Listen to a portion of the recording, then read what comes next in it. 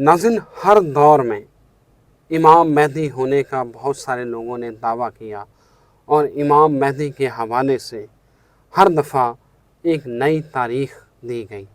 नाज़रीन, इमाम मेहदी का ज़हूर कब तक मुमकिन है? इमाम मेहदी क्या हालत गैबत में है या उनकी पैदाइश होगी? इस सारे मुद्दे के ऊपर एक ही अथॉरिटी है जिनसे पूछा जा सकता है, वो है सैयद हैदर जाफरी साहब। जाफरी साहब, बहुत शुक्रिया मुर्शद आपके वक्त का। ऑनर्ड सर, अथॉरिटी तो अल्लाह रहम करे सिर्फ कायनात का मालिक है, मैं तो कुछ भी नहीं हूँ, एक आम सा आदमी हूँ और उसके दिए हुए इल्म की रोशनी में कुछ छोटी मोटी बातें कर लेता हूँ। मुझे डर लगता है जी इतने बड़े बड़े अलकाबात से। आपकी मोहब्बत शायद आपकी आजिज़ी, लेकिन ये सवाल जो है ना, ये मुद्दा बड़ा अहम है जी आप बिल्कुल ही ऐसे इसकी तशफ़ी और तसल्ली से जो है वो जवाब दे सकते हैं। सर, जहाँ तक मौला इमाम मेहदी अलैहिस्सलाम का ताल्लुक़ है ना, तो वो कोई आम सी पर्सनैलिटी का नाम नहीं है। मौला इमाम मेहदी अलैहिस्सलाम कोई ऐसी पर्सनैलिटी नहीं है कि जो सिर्फ़ किसी को कोई मालूमात आ रही हैं या कोई ख्वाब आ रहे हैं या कोई इशारे हो रहे हैं उसकी बुनियाद पे वो इमाम मेहदी हो जाए। जिस तरह 1,24,000 अम्बिया में रिसालत माब सरकार ख़त्मी मरतबत सरवर अम्बिया का मकाम मुनफरद है ना, इसी तरह 12 के 12 इमामों में मौला इमाम आखिरुज़्ज़मान अलैहिस्सलातु वस्सलाम का मकाम मुनफरद है। जिस तरह सरकार ख़त्मी मरतबत सरवर अम्बिया सल्लल्लाहु अलैहि वसल्लम के शान मुबारक के ऊपर मोहर नबूवत है, इसी तरह मौला इमाम मेहदी अलैहिस्सलातु वस्सलाम के शान अतहर के ऊपर मोहर मेहदियत है। मौला इमाम मेहदी अलैहिस्सलातु वस्सलाम ग़ैबत में है, ज़हूर कर चुके हैं, दुनिया में तशरीफ़ ला चुके हैं, इसी दुनिया में ही हैं।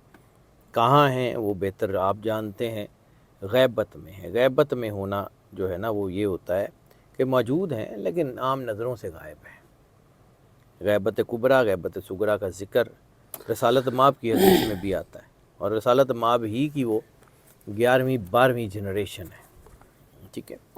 मौला इमाम मेहदी अलैहिस्सलातु वस्सलाम के बारे में जितने मफरूज़ात हैं कि वो हैं और वो होंगे, सर औलिया हो सकते हैं, कोई और बड़ा मकाम हो सकता है, गौस कुतब हो सकते हैं, कलंदर हो सकते हैं, मौला इमाम मेहदी नहीं कोई हो सकता। वो एक ही हैं, वो कायनात में अल्लाह ने एक बनाया है। ये वो रूहें हैं जो पहले से तख्लीक कर दी गई थी। सखी सुल्तान बहू रहमतुल्लाह अलैह की किताबों में 7 सुल्तानुल फ़क्र का ज़िक्र है। वो जो 7 सुल्तानुल फ़क्र का ज़िक्र है उसमें भी 7वीं रूह मौला इमाम मेहदी अलैहिस्सलातु वस्सलाम की है और मौला इमाम मेहदी अलैहिस्सलातु वस्सलाम की वो रूह अज़ल से है और अबद तक रहेगी और वो जो है वो बज़ाहिर दुनिया में तशरीफ़ ला चुकी हैं।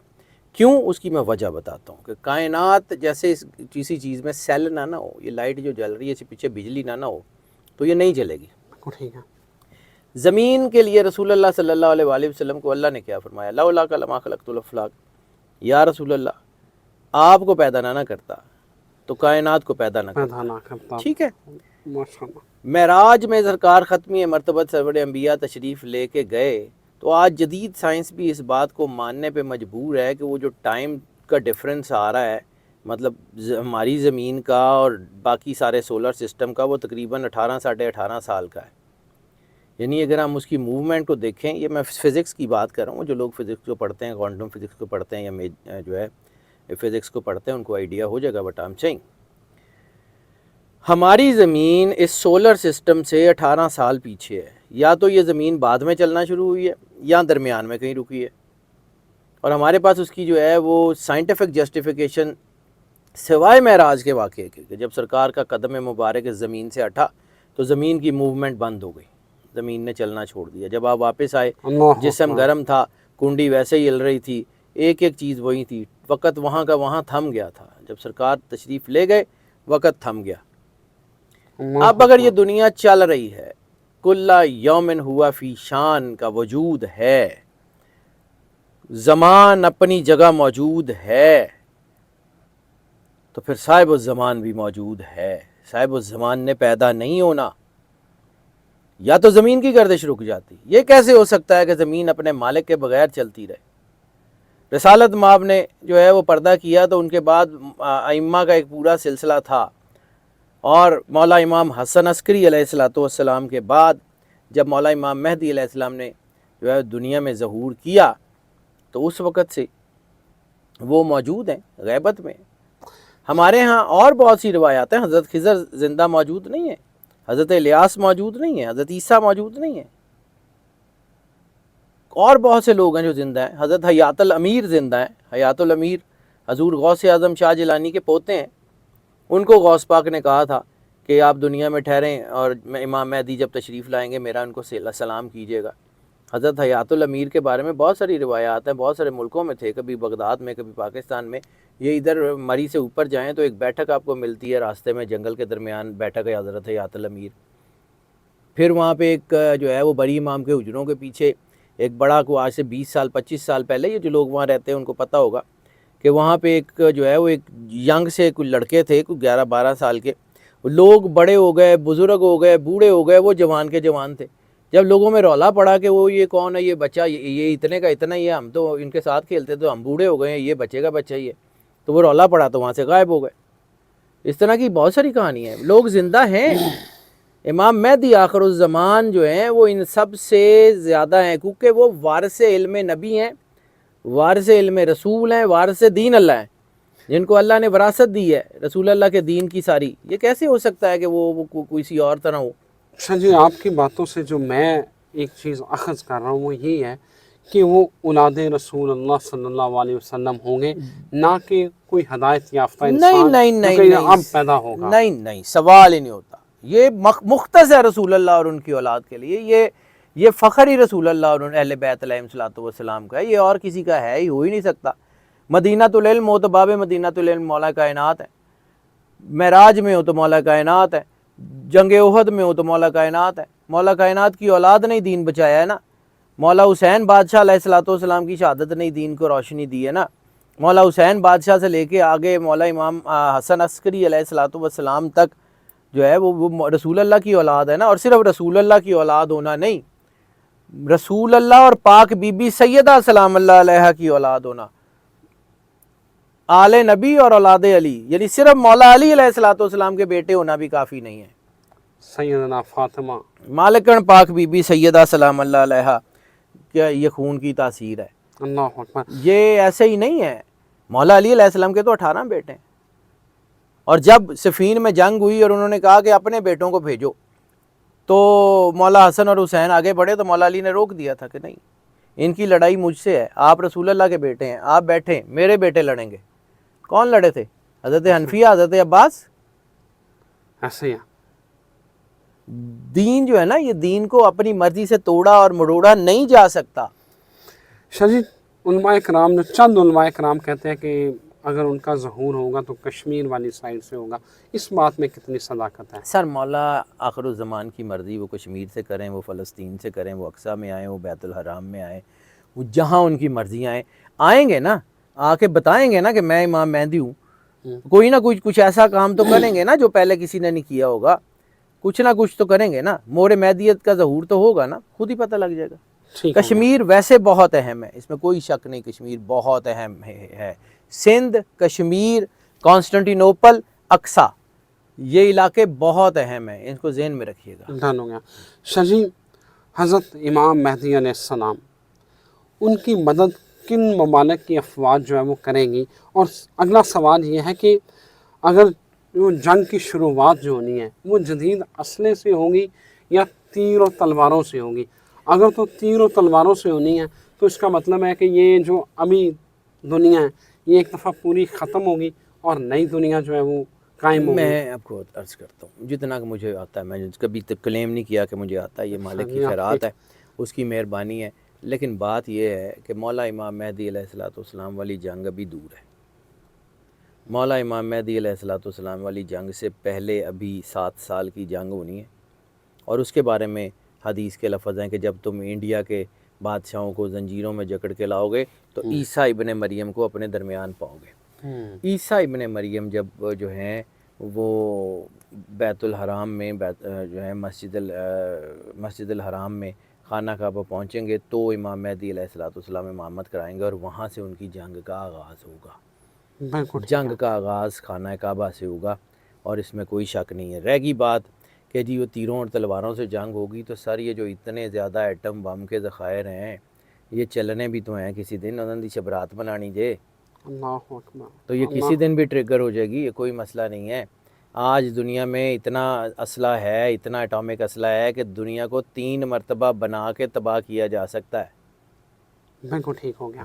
شاہ جی ایک اور جو ہے وہ سوال جو ذہنوں میں ابھرتا ہے وہ یہ ہے کہ حضرت عیسیٰ علیہ السلام اور امام مہدی کا ظہور ایک ہی وقت میں ہوگا، یا حضرت مہدی کا ظہور غزوہ ہند یہ دونوں پہلے ہو چکے ہوں گے اور حضرت عیسیٰ کا ظہور بعد میں ہوگا؟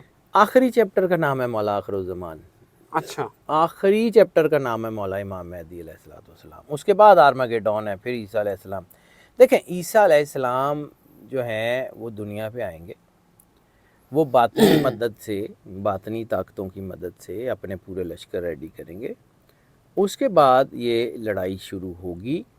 عیسیٰ علیہ السلام جو ہیں وہ امام مہدی علیہ السلام سے ملاقات ہوگی، اور اس کے بعد آرمگیڈون شروع ہوگی جس میں دجال کا قتل اور وہ سارا، وہ ایک بعد کا چیپٹر ہے۔ اچھا یہ اس سے پہلے غزوہ ہند اس سے پہلے کا چیپٹر ہے۔ شاہ جی کچھ علماء کرام کہتے ہیں کہ یہ دجال نے جب آنا ہے تو اس کے بعد جو مدینہ منورہ ہے اس کے اوپر یہود کا قبضہ ہوگا، اس حوالے سے کیا؟ سوال ہی نہیں ہوتا۔ اچھا، رسالت مآب سرکار ختمی مرتبت سرور انبیاء صلی اللہ علیہ وآلہ وسلم نے فرمایا ہے کہ وہ پوری کوشش کے باوجود میرے شہر میں داخل نہیں ہو سکیں۔ اچھا، حجاز جو ہے وہ دجال کے حملوں سے امن کا شہر ہے، خانہ کعبہ بھی اور مسجد نبوی بھی، مدینہ المنورہ بھی، یہ نہیں ہو سکتا۔ اچھا، ہاں اس کے ارد گرد ضرور قبضہ ہوگا، اچھا، اس کے ارد گرد ضرور قبضہ ہوگا، یہ بالکل ہے۔ اور خطہ عرب کے بارے میں رسول اللہ صلی اللہ علیہ وآلہ وسلم نے فرمایا تھا، بلکہ اسی سے ضمن میں ایک حدیث ہے، اللہم بارک لنا فی یمننا، دعا فرمائی تھی رسول اللہ صلی اللہ علیہ وآلہ وسلم سرکار ختمی مرتبت نے کہ اے اللہ ہمیں برکت دے ہمارے یمن میں، اللہم بارک لنا فی شامنا، اے اللہ ہمیں برکت دے ہمارے شام میں۔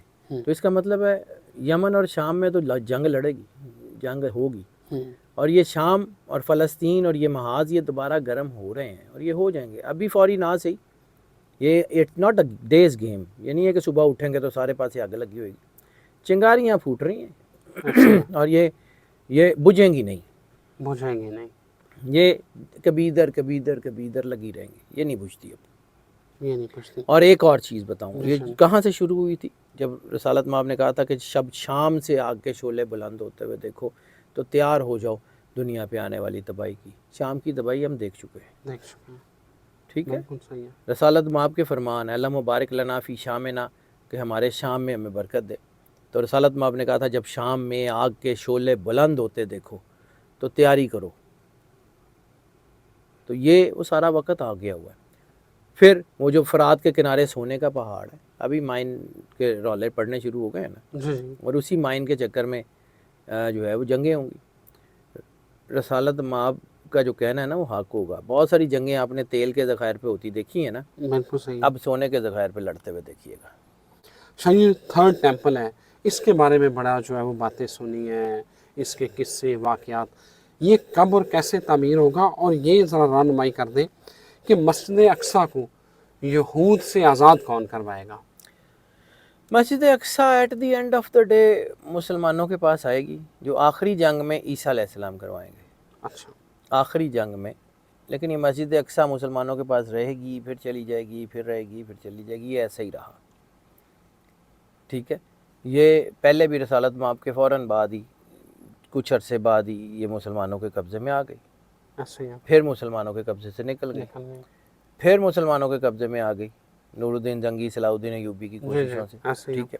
اس کے بعد پھر نکل گئی، پھر اس کے بعد یہ سلطان محمد فاتح نے کانسٹنٹینوپل اور یہ سارا علاقہ جو ہے ادھر سے اس کے اوپر جو ہے اپنا تسلط قائم کیا، اور پھر اس کے بعد یہ جو ہے وہ ایک طرح کا یہ دونوں کانسٹنٹینوپل اور مسجد اقصیٰ یہ بڑا اہم علاقہ ہے۔ آپ اس کو بالکل بھی جو ہے نا وہ رسالت مآب کی حدیثوں میں تواتر سے اس کا ذکر ہے، نمبرز تو یہ کہہ رہے ہیں کہ یہ علاقہ جو ہے یہ جنگ کا مرکز بنے گا۔ کانسٹنٹینوپل کا مطلب ہے ٹرکی، اس کے ارد گرد آرمینیا، یوکرین، رشیا، یہ سارا علاقہ یورپ کا، اس کے بعد اگر اس طرف دیکھیں تو یہ آسٹریلیا، ساؤتھ چائنا سی، یہ سارا علاقہ، ادھر آ جائیں تو انڈین اوشنز، یہ پانیوں میں جن شعلوں کے بلند ہونے کا، ادھر آ جائیں تو عمان کے بالکل سامنے گوادر. تو شاہ جی اس کا مطلب ہے کہ یہ تو پوری دنیا کو لپیٹے گا. یہ جب لگے گی نا آگ تو یہ سارے گھروں میں جائے گی. سارے گھروں میں جائیں گے. شاہ جی بہت شکریہ، بہت شکریہ. سر. میرا خیال ہے کہ اس سے زیادہ سیر حاصل گفتگو حیدر جعفری صاحب سے زیادہ اور کوئی نہیں کر سکتا سر تھا. اللہ کی مرضی ہے، میں بڑا ہمسا آدمی ہوں، مجھے ڈر لگتا ہے سر. میرے کم از کم کانسیپٹ کلیئر ہو گئے ہیں کہ یہ سارا معاملہ کیسے ہونا ہے، لیکن یہ ایک ویڈیو کا پارٹ تھا. اس کے اوپر مزید ہم بات کریں گے، شاہ جی سے رہنمائی لیں گے. مجھے اجازت دیجیے، اللہ حافظ.